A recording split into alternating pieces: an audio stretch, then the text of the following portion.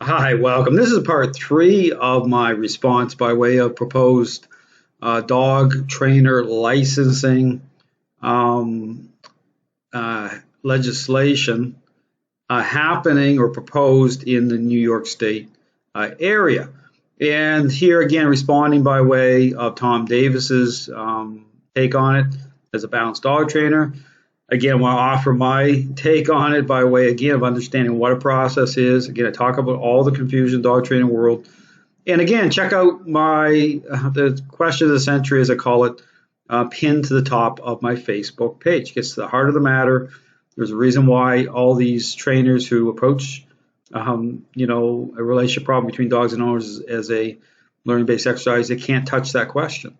Those who are work within the framework of superficial response. So I talk about that. I talk about what training is, what it isn't. But again, now you're seeing, again, the consequences of the confusion. Now you're seeing, again, talk about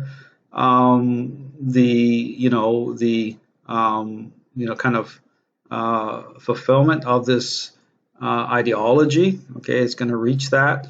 And again, I talk about this in a book I plan on putting out here soon, called Dog Training Wars. It gets into this whole ideological aspect of what's happening. So again, I'm going to play some more of this from Tom Davis's perspective and comment on it as we go along here. Okay, so causing strong dislike, right? So that has to be defined, right? Let's say you put a dog on a harness or on a leash and they want to go run to the ducks on the other side of the road, you stop them. That is going to cause a very strong dislike. I don't like this. I want to continue to go. I want to. But here's talking about, again, I talked about that in the last video about, right, once a relationship problem is underway, everything, this is where I get into this whole thing about control manifesting, okay, in the relationship, in express state of mind by way of the dog, okay? So this whole thing about supply source, right? So you have to, again, be able to connect dots. So he's right in saying that, yeah, the dog isn't going to like that. But this gets to this whole thing about the role of influence, okay, with intercepting that state versus trying to change the dog's focus. See, this gets into this whole thing about the confusion as to the role of influence, right? So the force-free and main balanced dog trainers, what will they do? Oh, pull it a treat, try to, change the dog's focus and reward in those moments. That's a problem, okay? Because again, what you're doing is you're not dealing with the actual problem itself in terms of, the relation to how those states of mind are expressed, okay? They have to be intercepted. So when I say intercepted, being dialed in the right way, in which you're intercepting in a proactive way at the moment, again, getting into this issue of thinking, just as the dog starts to invest. All right, that's important because the dog's going to be more agreeable. It's going to provide clarity. It's going to reduce the level of conflict, issues such as what happened with Tom Davis in the video where he's getting redirected on. Okay, it's very important that the role of influence aligns properly, okay? Because if you wait until you're being pulled, right, then, okay, you get a problem. So again, it's about being dialed into the fact you're dealing with a relationship problem in the first place, and then these moments of how the dog is fixating, right, you have to engage, okay? But in a way in which, again, makes sense to the dog. Okay, so what happens is you'll see in my videos the dog's head turning in slightly towards inward. That's the fading in part, right? Doesn't be looking up in your eyes, but there's a, kind of a way in which, again, having the right conversation with the dog understands intent, okay? And then as things normalize, right, as the dog's perceptions change, and the look just becomes a look. So it peaks and then starts to fall off the method itself, going into not balanced trainer that way, balanced relationship in terms of perception being in harmony with, okay, the relationship that way. So definitely, the role of influence is key. Chase the ducks. I want to pull you. I want to jump on guests. So again. And I'm being objective here. I don't know what the details are on all these things, but non-aversive would be you can't do anything the dog doesn't like. A strong dislike. The dog wants your chicken sandwich. You tell them no. They're drooling. They're hungry. Give it to them. I don't know. Is that what that means? See, and that's where you get and you'll see balanced dog trainers going into, right? Because they're superficial themselves in terms of talking about the specifics. When I talk the role of, even when I talk about changing focus versus intercepting, they don't go there, right? Because they'll change the focus. That's why they'll play into certain concepts such as counter conditioning, behavioral adjustment training. You hear them offering certain, narratives that they're like rewarding bad behavior to create good behavior. All these, science doesn't belong in dog training. All these contradictory statements are all over the place. They're changing the views all the time for a reason. Okay, and that's the problem. See, that's the problem. That's what happens. So here, you hear Tom Davis getting into the kind of like the ridiculous side of things, because that's where it's going to go. It's going to say, well, does that mean I can't even, let's have that's why the conversation is going to go that level too, is because they're not, how balanced dog training approaches, training itself. It's very similar to force free, okay, with how they jump into a relationship problem. Like the dog would be really disappointed and strongly hate that, right? If we said that. And then evidence-based, again, to what evidence? Again, like objectively, I have thousands of videos. I think we counted up the other day, 6 to 12 million viewers across the channels a month that watch my stuff. Even if half of them found it informative and helpful, like what is the evidence that we would need to say that these types of trainings work? And then positive reinforcement, right? So, okay, positive reinforcement by definition is to reward the dog for a behavior we want to see again. See, and there's the trap there too. So I talk about this too. I break this stuff down. That word behavior is hijacked, okay, in the dog training community by force-free and balanced dog trainers. They bring it into this superficial, process, but within the parameters of superficial responses themselves, and they attach that word to it to try to gin up, elevate those responses into something meaningful, okay, as though you can trust those responses as aligning to the dog's state of mind the right way. Okay, and see, that's the flaw. See, that's the flaw. So that word is brought in and it doesn't belong. Because again, it goes into this criteria issue. What's the criteria they're using to establish that perceptions are changing beyond just superficial, beyond just responses? What is it?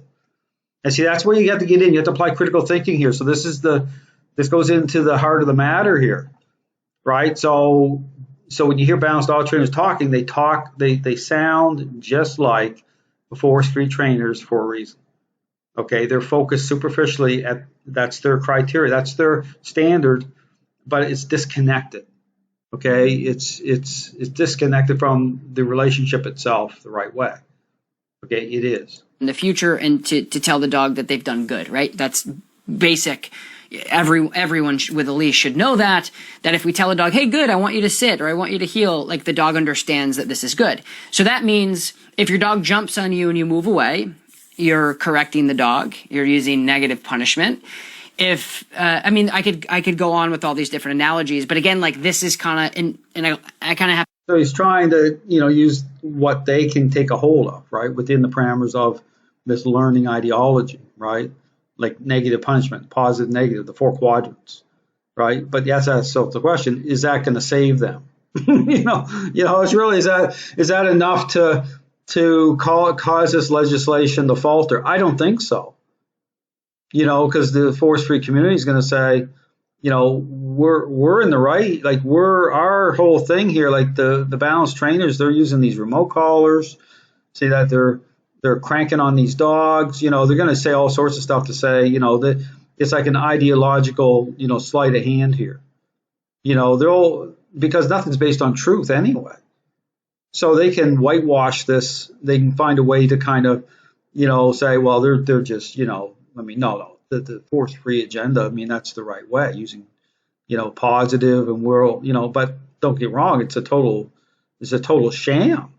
And he's right in a certain way here, right? He's trying to kind of, play devil's advocate to say, okay, where's the line here?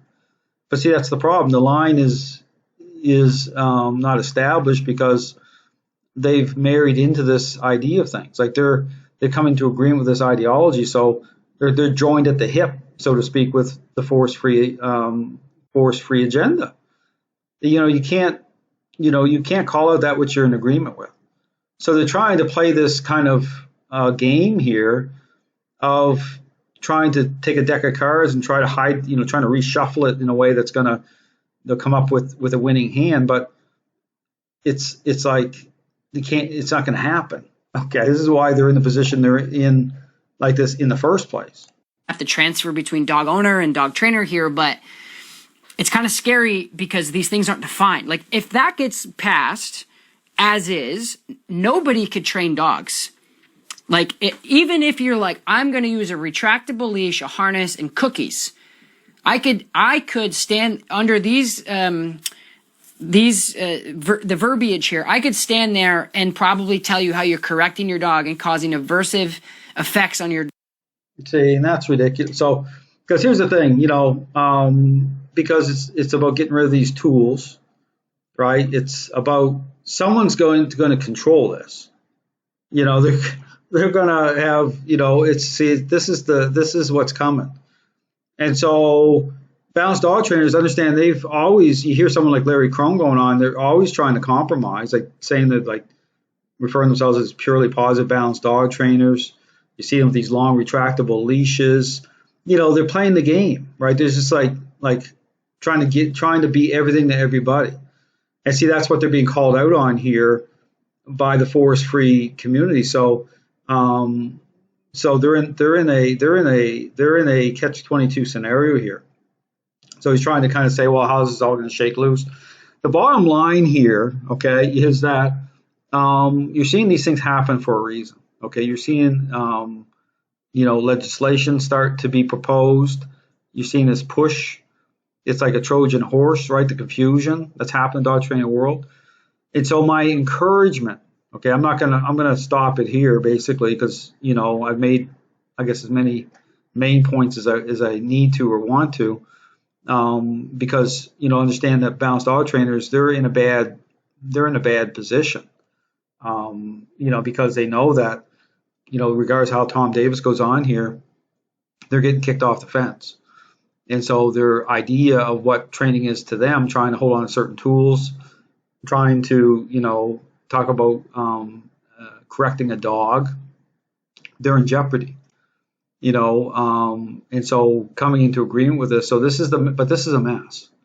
Understand this is a mess. You could even see maybe a certain amount of balanced dog trainers just agree to it anyway. Say, well, no, we're going to do so. How do you sort? And he's right in a way. How do you sort through all that, right? But it's just going to be, it's a mess anyway because there's no truth isn't part of this. Understand the issue about the criteria itself is not established. It doesn't follow the right criteria. None of it. So when you look at it that way, right, this is just a one big cluster.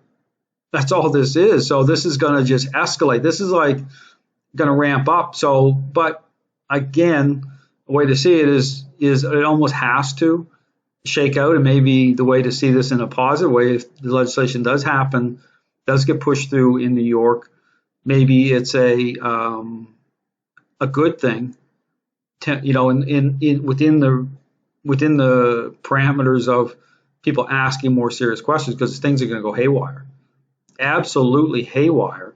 But they're going haywire now with the balance. See, the thing is, this is just another step towards. But again, look at it this way: when you deal with an ideology. Okay, and I'm gonna leave it with this point. When you're not dealing with the truth, when you're dealing with a ideology, then it has to achieve its ultimate fulfillment if there's nothing to stop it. It'll be called out, and balanced dog trainers can't call it out. That's the bottom line here. They've been playing the game. Now they're in a panic. But they can't call it out because they've been playing both sides of the fence. They've come into agreement with it. What balanced dog training really is saying, yeah, we agree to that training's a learning-based exercise. We agree to that it's about responses that way. We agree. They've signed that contract, and then with a couple exception clauses. Oh, but however, for some dogs and then remote collars and and see that's not going to hold that's going to be wiped out because this is an ideology and they're part of it. So they have to call themselves out first. They have to separate from it. They have to shake loose from it. And unfortunately, that's not going to happen here for many. Many will probably walk away first because they never asked the questions they should have asked at the beginning. Many of these trainers, that's what they did. They sold out to this. I didn't. I never did. I asked the questions from the start. So that's when I have this conversation. I say what training is, what it is. And so my encouragement is, just take it for what it is. This is either going to happen or it won't. I will still put forward information like I did the last time. Whether that has a result or not, I have no clue. Balanced dog training is going to argue from the standpoint of choice, like the public they did that the last time. Will that work? I don't know. But this is all escalating. That's the bottom line here. You're seeing this pop up more and more in New York State. I mean, talk about a huge area. So we'll see, because I believe, my hope is that even if it does go through, there's going to be so much chaos and calamity and just dogs being destroyed, and so much more is going to happen. The force-free movement, they'll get what they want, okay, but not the way that they think, because they can't handle it. Okay, it's the same thing with, that's what happens. It's like they've been hiding behind. They've been playing the game themselves. They've been, that's why lack of transparency and the blame shifting, right, and all that. They're getting away with it a certain way, and they've been able to only because they've hid behind the confusion themselves with balanced dog trainers and such. It's such a chaotic mess. But then when they're allowed to get what they want, right, they'll be excited for a minute. But trust me, it's going to bottom out. It's going to implode so fast. They're going to wish they never did it. Okay, a lot of them. Just watch it. There's no excuse. They can't, because they can't hide anymore. They can't hide because it's going to be like, okay, you said this is science-based. You said that you got all the answers, but why is it gotten 100 times worse? Like, just watch. You watch it. Why do we have to ban more dogs? Like, why? What's going on here? This is so crazy. You just watch. It's coming. So thanks for watching. That's my take on all this. We'll see what happens. Thanks for watching.